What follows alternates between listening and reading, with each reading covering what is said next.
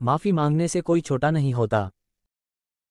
Metro शहर दिल्ली की एक दिलचस्प परंतु मन को झकझोर देने वाली घटना है। एक रईसजादे अमन से मोहल्ले भर के लोग परेशान थे। अमन एक अमीर और दबंग परिवार का लड़का था। उसकी सबसे बुरी आदत लड़कियों को छेड़ने की थी। राह चलते सरेआम वो लड़कियों को छेड़ता और विरोध करने पर उन सबके साथ बदतमीजी से पेश आता था। दबंग परिवार का होने के कारण मोहल्ले के लोग भी बीच बचाव करने या उसका विरोध करने से डरते थे।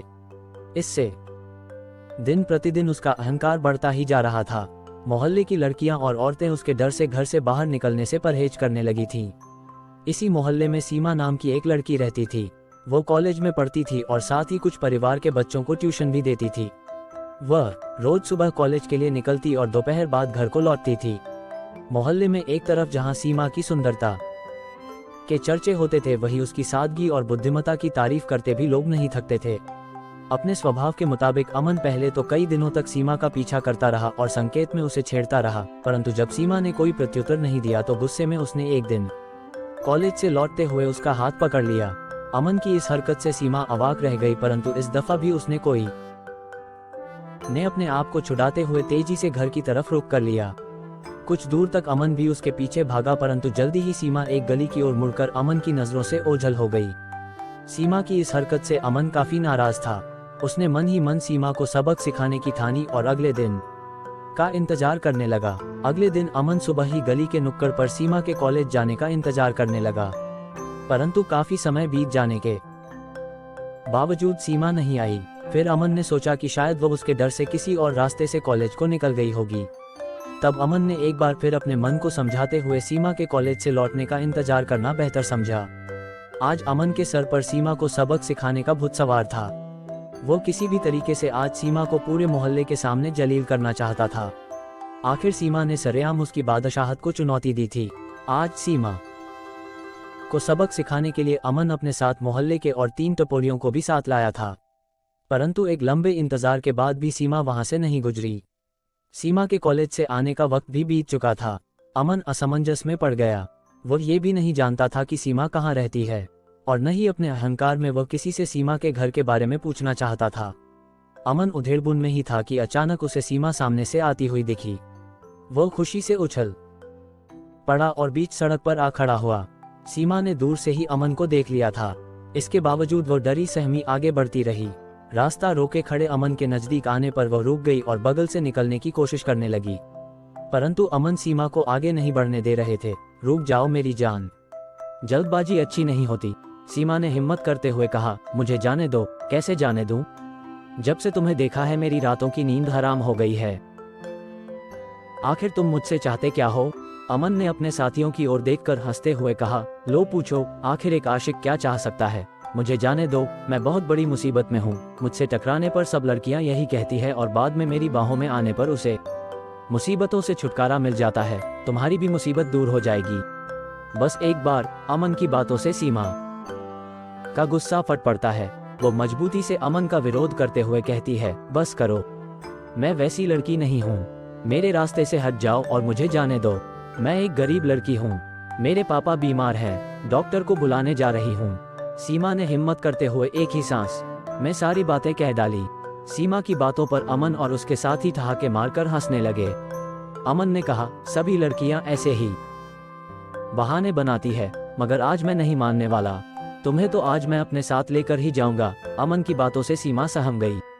उसने अमन की मनसा का विरोध करते हुए गिड़गिड़ाते हुए कहा, आज मुझे छोड़ दो। मैं अगर समय पर डॉक्टर को लेकर घर नहीं पहुंची तो मेरे पापा की मौत हो जाएगी। सीमा की बातों पर अमन थोड़ा ठिठका और धूर्तता दिखाते हुए बोला, मैं किसी डॉक्टर से कम हूं क्या? तुम्हारे पापा का इलाज मैं कर दूंगा।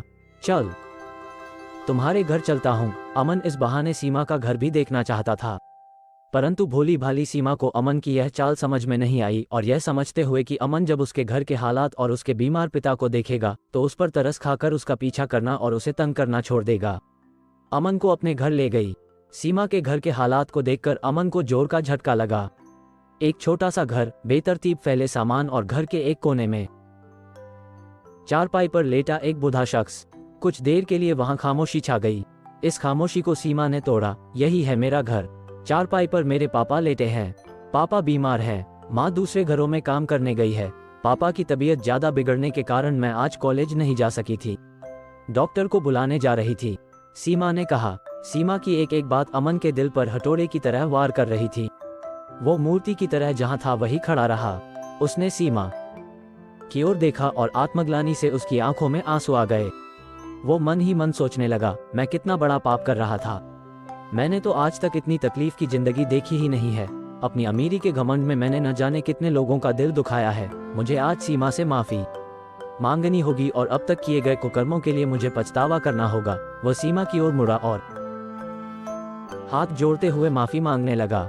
मुझे माफ कर दो बहन, मैं आज तक घमंड में जी रहा था। आज तक ना ही मैंने समझा और ना ही मेरे माँ बाप ने समझाया कि जीवन कैसे जिया जाता है, जीवन का संघर्ष क्या होता है। आप महान हो बहन, इतनी गरीबी में भी आप कॉलेज में पढ़ रही हो। और मैं सब कुछ होते हुए भी कॉलेज न जाकर आवारागर्दी करता रहा हूँ। सीमा ने कहा, इसमें माफी मांगने वाली क्या बात है भाई।